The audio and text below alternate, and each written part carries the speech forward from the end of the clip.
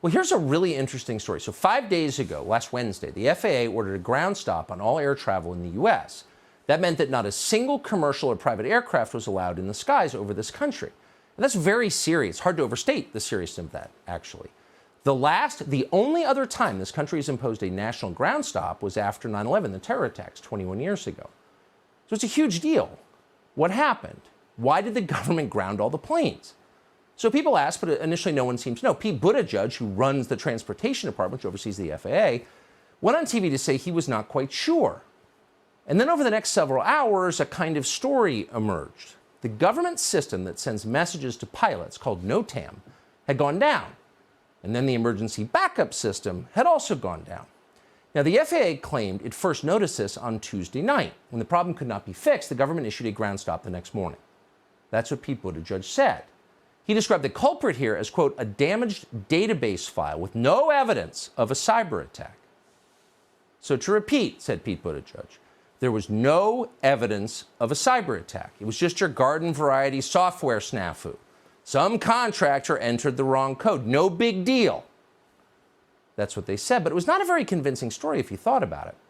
Shutting down all commercial air travel in this country, even for a morning, is a very serious thing to do.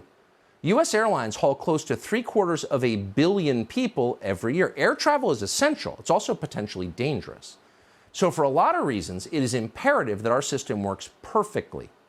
But one day, our system just shut down for no real reason. Is that what you're telling us? Yes, explained Pete Buttigieg with a straight face. Now, most people seem to think this was fine. We were not entirely convinced. And then the next day, last Thursday, we noticed that virtually the same thing happened in Canada. Well, that was very strange, because the U.S. and Canada have separate aviation authorities. They're different countries, and each country uses its own software to route their planes. The systems are not linked to each other. And yet, 24 hours after our country's NOTAM system went down, Canada's NOTAM system went down also. According to the Canadian government, its system, quote, experienced an outage. Really? What are the odds of that?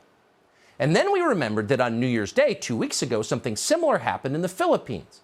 Its air traffic control system also went down.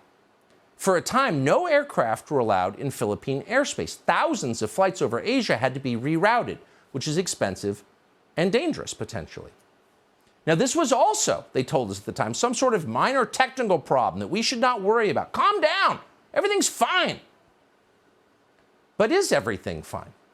Or is it possible that somebody is hacking into aviation systems and holding various governments around the world hostage until they pay a ransom? Well, yes, it's entirely possible. In fact, for example, in the summer of 2020, UCSF Medical School paid more than $1 million in Bitcoin, and they paid it in order to get access to their own computers, which had been frozen by hackers. They were held up for ransom.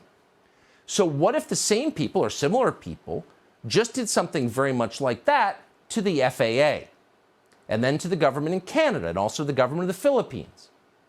Now, if that were actually happening, the Biden administration would never tell us in a million years. They would lie about it like they lie about everything else. They would have Mayor Pete claim it was a software glitch from a contractor.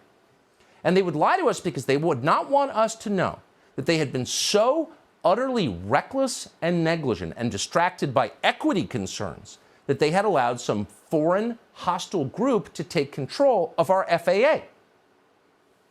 But the lie could only cover so much because there would be signs of it. Almost all ransoms like this are paid in Bitcoin. So if the U.S. government was buying huge amounts of Bitcoin in order to pay a ransom, Bitcoin prices would surge, of course. So the question is, has that happened? Oh, yes, it has happened. Since the nationwide ground stop last Thursday, the price of Bitcoin has shot up about 20%. Is that a coincidence? We asked Pete Buttigieg to come on the show tonight to let us know. Unfortunately, he did not respond to our request, so we'll keep asking. Subscribe to the Fox News YouTube channel to catch our nightly opens, stories that are changing the world and changing your life. From Tucker Carlson Tonight.